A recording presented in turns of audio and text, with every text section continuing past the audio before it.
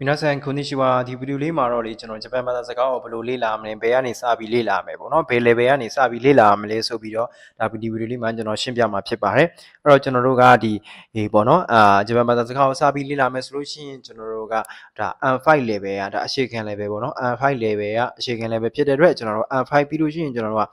N4 N3 N2 N1 ဆိုပြီးတော့ပေါ့နော်ဒီလိုမျိုးလေးမြင့်သွားတယ်ပေါ့အခြေခံအားဖြင့်ကတော့ဒီ၅ချက်ပေါ့ရှိရပေါ့N1 လောက်ပြီးပြီဆိုရင်ကျွန်တော်တို့ခန်းကြီးပေါင်း2100ကျော်ပေါ့နော်ဒါလောက်ကြည့်ကျွန်တော်လေ့လာပြီးသွားပြီဖြစ်တယ်အဲ့တော့ကျွန်တော်တို့ဂျပန်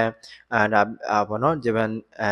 ်လူမျိုးတွေနဲ့ဖြစ်ဖြစ်စီးပွားရေးလုပ်ငန်းတွေဖြစ်ဖြစ်လုပ်ပြီဆိုရင်ဒီ N1 ကတော့ဒါအမြင့်ဆုံးဖြစ်တယ်ပေါ့အဲ့တော့ N1 ရဲ့အထက်မှာရောမရှိဘူးလားဆိုရင် N1 အထက်မှာလည်းဒါတခြား level တွေထပ်ရှိသေးရပေါ့နော်ဒါပေမဲ့ဒီ N1 လောက်ပြီးသွားပြီဆိုရင်ကျွန်တော်တို့ကတော်တော်များများအဆင်ပြေနေပြီပေါ့နော်အဲ့တော့ဒီမှာဆိုလို့ရှိရင်ကျွန်တော်တို့က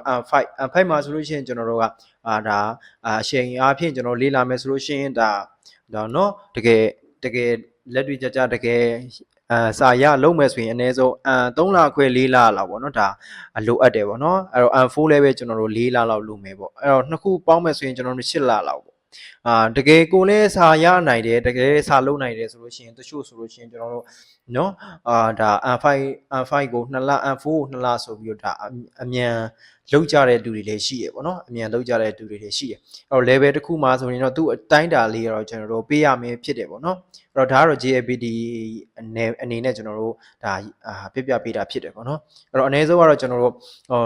့အမြန်သွားခြင်းနဲ့အချိန်လဲကိုမှအိမ်မှာဘာမှလုပ်စရာမလိုဘူးစာပဲလုပ်နိုင်တယ်စာပဲလုပ်ဖို့အချိန်ပေးနိုင်တယ်ဆိုရင်ကျွန်တော်တို့က2လခွဲ3လလောက်နဲ့လဲကြောင်အမြန်ဆုံးပြီးနိုင်တယ်ပေါ့နော်ဒါပေမဲ့ကျွန်တော်တို့ဒီရေးတ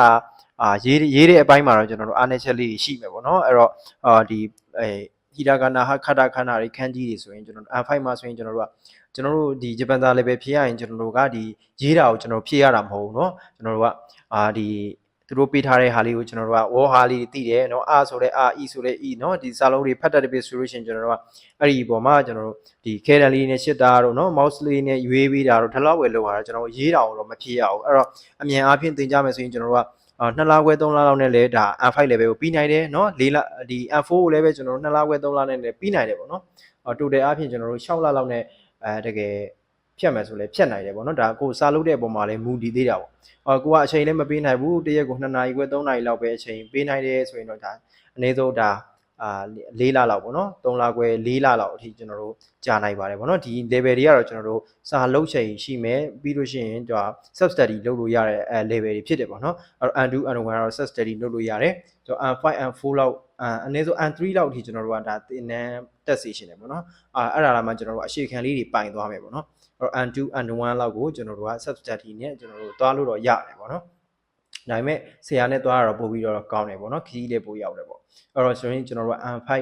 ကနေစပြီးလေ့လာရတယ်ပေါ့နော် N5 N4 N3 N2 N1 ဆိုပြီးတော့အဲ့လိုမျိုးလေး level လေးအနေနဲ့ကျွန်တော်တို့လေ့လာရတာဖြစ်တယ်ပေါ့နော်အဲ့တော့ N3 ဆိုလဲကျွန်တော်တို့က4လ5လလောက်ကြာမယ်ဒီ N2 N1 ဆိုရင်တော့ကျွန်တော်တို့အချိန်ပေးရင်ပေးသလိုစာရမယ်ပေါ့နော်အဲ့တော့စောင်းမွေးအောင်ရှင်တာလားကျွန်တော်တို့ကစာလဲရရှင်တာလားပေါ့နော်အဲ့ဒါလေးခွာသေးတယ်အဲ့တော့စောင်းမွေးပဲအောင်ရှင်နေဆိုရင်တော့ကျွန်တော်တို့ကစောင်းမွေးအောင်ရှင်ကျွန်တော်တို့စောင်းမွေးအောင်ဖို့နီးလန်းနေရှိရပေါ့နော်အဲ့တော့စောင်းမွေးအောင်ရှင်တော့ကျွန်တော်စောင်းမွေးအောင်ဖို့နီးလန်းနေရှိရကိုလည်းတကယ်စာရဖို့လည်းလိုတယ်ပေါ့နော်အဲ့တော့အဲ့လိုမျိုးလေးတွေတော့ရှိရပေါ့နော်အဲ့တော့ကျွန်တော်တို့ကစာလဲရရမယ်စောင်းမွေးတဲ့အောင်ရမယ်ဒါကတော့အကောင်းဆုံးနီးလန်းဖြစ်တယ်ပေါ့အဲ့တော့ကျွန်တော်တို့ N5 ကနေစပြီးလေ့လာမယ်အခုသင်ခန်းစာတွေကတော့ကျွန်တော်ဒ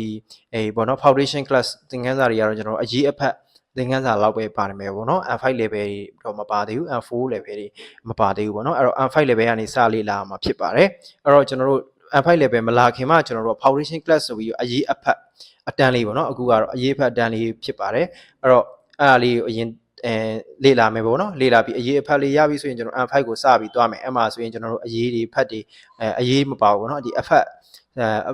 ်နော်စာဖတ်တဲ့နီလန်းတွေနော်ဒါလေးတွေကျွန်တော်တို့စပြီးသွားလို့ရှိရင်ကျွန်တော်ခိုတိုဘာတွေကျွန်တော်တို့ကြက်မယ်ကြက်ပြီးလို့ရှိရင်ကျွန်တော်တို့ဒါတစင်ကျွန်တော်တို့ဖြည့်သွားလို့ရတယ်ပေါ့နော်အဲ့တော့